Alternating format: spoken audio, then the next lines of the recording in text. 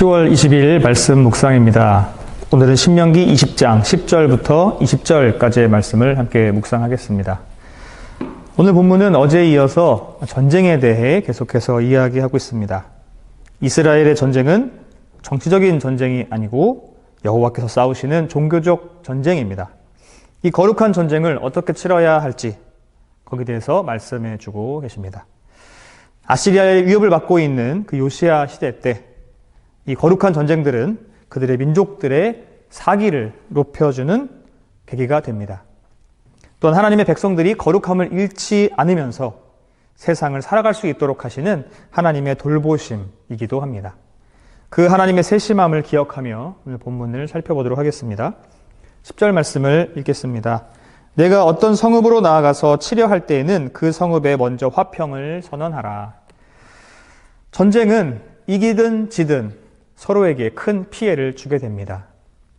그래서 가장 훌륭한 전쟁은 싸우지 않고 이기는 것이 되겠죠.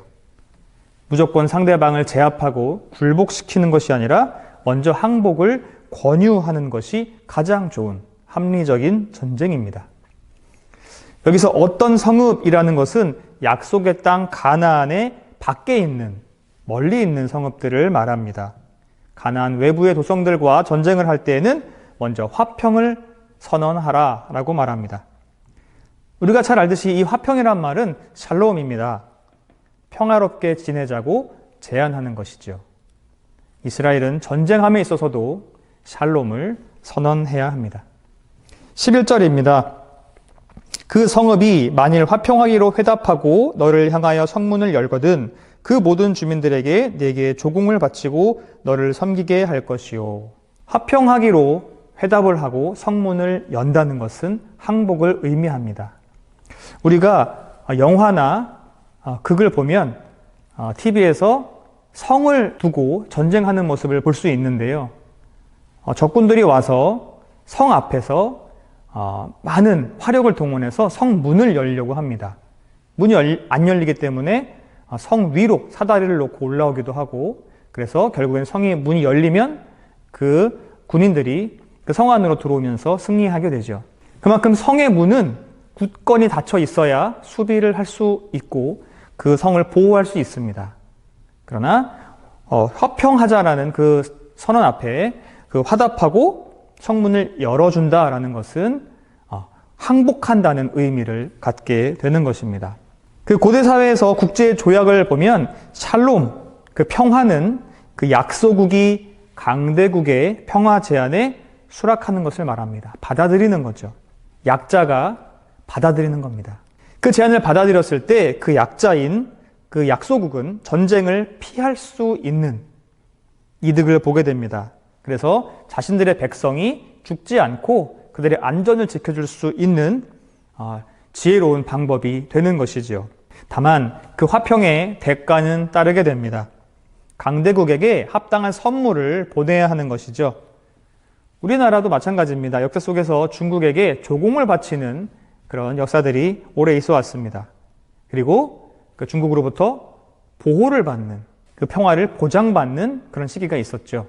이스라엘도 마찬가지로 지금 강대국의 입장에서 약소국의 입장에게 항복을 권유받고 그들을 보호해주는 그런 관계가 오늘 이 모습입니다. 평화조약을 맺은 나라들, 평화조약을 맺은 그 성읍들은 백성들의 목숨을 보존할 수 있었고 그들은 강제노역에 동원되기도 했지만 여전히 그들은 평화롭게 살 수 있었습니다.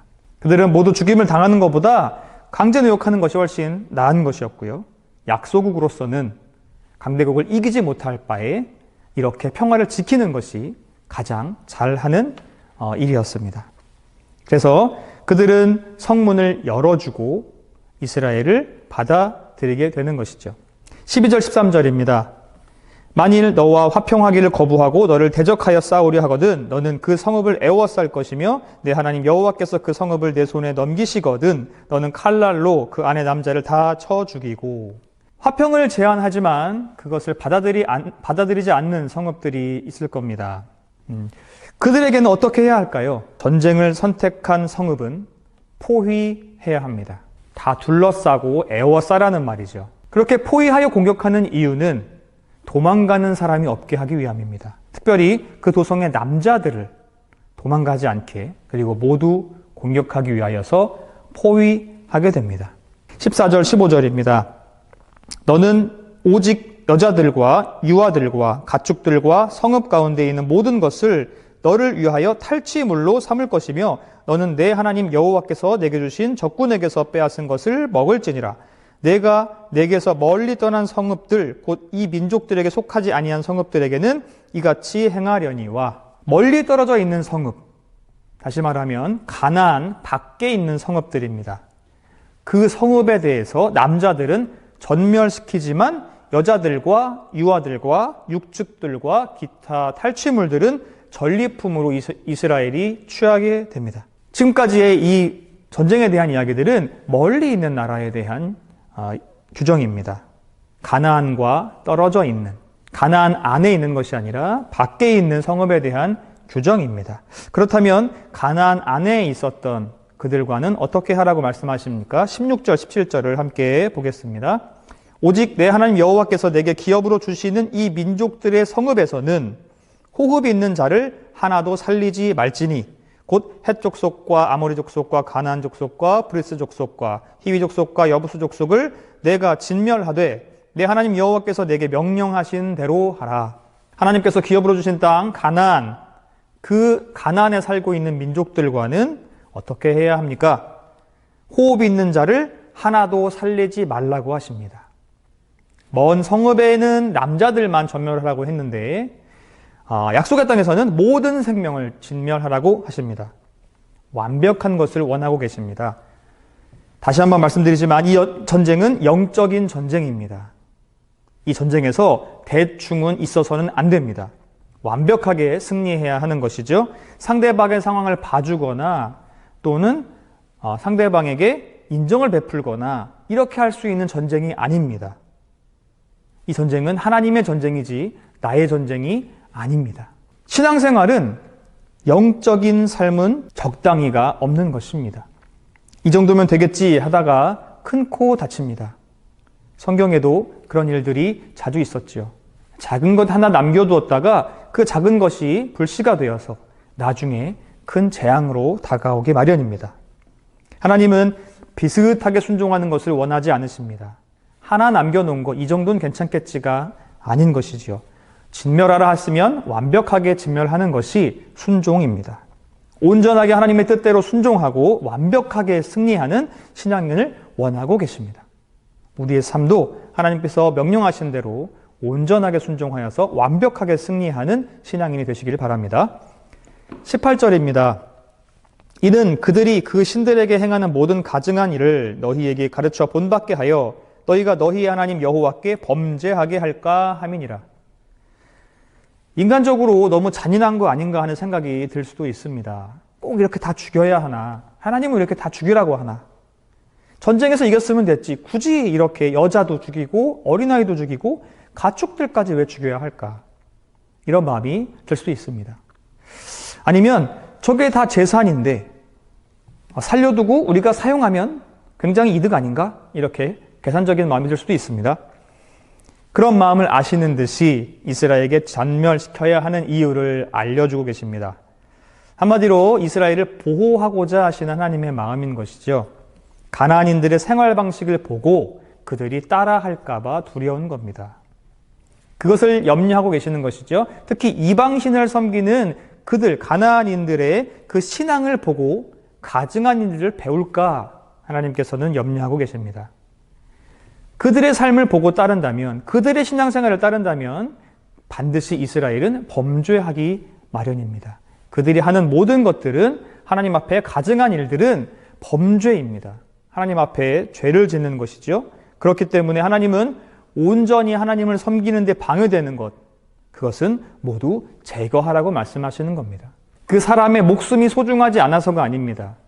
그 사람들의 목숨이 소중하지 않은 것이 아니라 이스라엘을 너무나 사랑하기 때문에 그들이 온전히 신앙생활을 할 수 있도록 방해되는, 신앙에 방해되는 모든 것들을 없애버리는 것입니다. 왜냐하면 그들은 하나님의 백성이고 하나님은 자신의 백성들이 하나님만을 섬기길 바랬기 때문입니다. 그 가나안인들을 보고 배웠다면 이스라엘 백성들은 반드시 하나님만을 섬길 수가 없는 것이죠. 하나님은 다 알고 계셨고 미리 그것을 제한시키는 것입니다.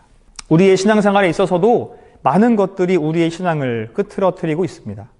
하나님만 바라보는 것이 너무나 어렵습니다. 신앙생활이라는 것은 단순한 것 아니겠습니까? 하나님만 섬기고 하나님의 뜻대로 살아가면 그것이 완전한 신앙생활이 될 것입니다. 그런데 우리의 삶은 그렇게 하기에는 너무나 복잡한 것 같습니다. 하나님만 섬기고 하나님의 기쁨이 되어야 하는데 자꾸 내 삶이 우선이 되고 내 삶의 복잡한 것들이 머릿속에 가득합니다.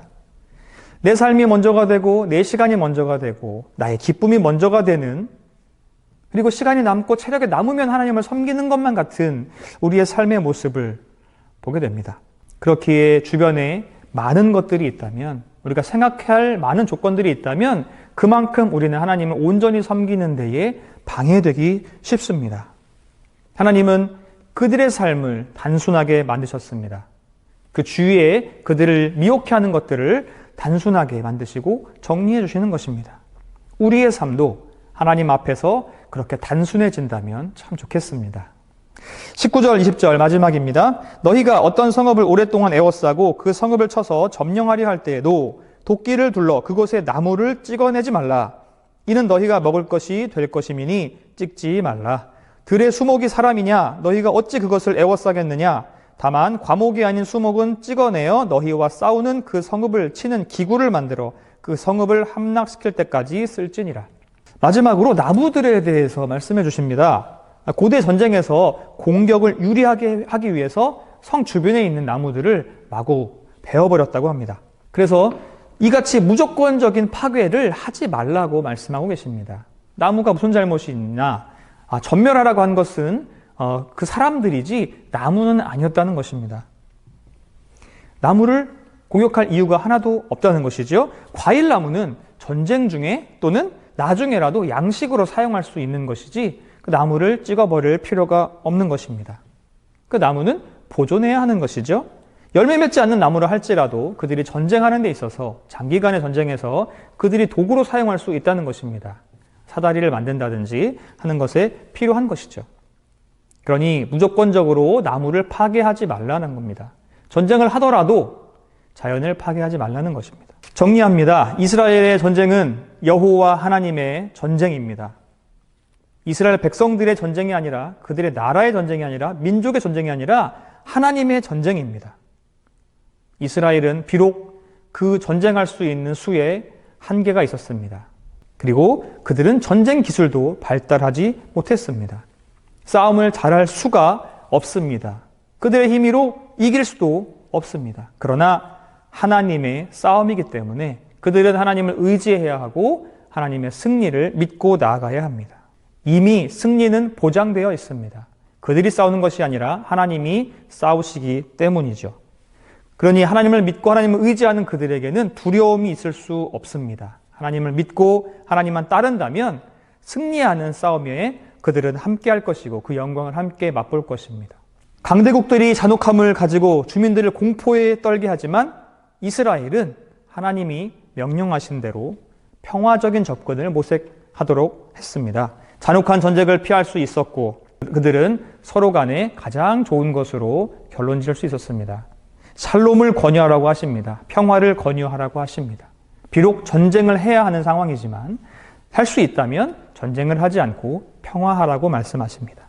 그리고 전쟁의 정당성을 내세워서 불필요한 파괴를 하지 말고 하나님은 합리적으로 전쟁을 하라고 말씀하십니다. 하나님의 일을 하기 위해서 하나님의 일이라는 그 명목하에 누군가가 피해를 받거나 불필요한 상처를 받는다면 그것은 하나님의 뜻이 아닐 것입니다. 하나님은 그것을 원하지 않으시겠죠. 배려하는 것이 필요합니다. 누군가의 상처가 되지 않을 수 있도록 하나님의 일을 하면서 최대한 배려하는 것이 필요하겠습니다. 오늘 말씀을 보면서 성도 여러분, 우리가 싸워야 할 것이 무엇인지 생각해 보셨습니까? 오늘의 우리의 전쟁은 무엇입니까? 세상을 살아가며 많은 마찰이 있지만 그럴 때 먼저 샬롬을 선포하십시오. 이기려고 하지 말고 무조건 밟으려고 하지 말고 쓰러뜨려고 하지 말고 먼저 화평을 선언하십시오. 내 힘을 보여주려고 과시하려고 하지 말고 싸우지 않고 이기는 지혜를 보여주십시오. 이 세상을 더불어 살아가기 위해서 먼저 화평을 선언하는 이 자세가 하나님의 마음입니다. 그러나 영적인 싸움을 하게 된다면 그때는 반드시 완벽하게 승리해야 합니다. 봐주지 말고 적당히 이겨서도 안 됩니다. 하나님께서 원하시는 대로, 명령하신 그대로 하면 됩니다. 하나님께서는 이미 승리하셨고 우리는 그 승리한 싸움에 함께하는 것입니다. 중간에 내 생각이 끼어들지 않게 조심하십시오. 하와가 그랬던 것처럼, 아담이 그랬던 것처럼 그 조금의 실수가 모든 것을 망쳐버릴 수 있습니다. 이방신을 섬기는 민족을 진멸하는 것처럼 오늘의 삶에서 죄를 지을 수 있도록 하는 우리의 주변의 모든 것들을 떨쳐버리시고 순전한 믿음을 지켜가는 오늘 하루가 되시기를 주님의 이름으로 축복합니다.